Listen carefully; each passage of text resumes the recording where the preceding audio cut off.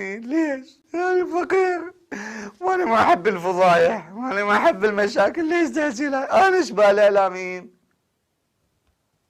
هسه صدق عيدوا جاب العباس، راح أشوفكم أني أشبه الإعلاميين.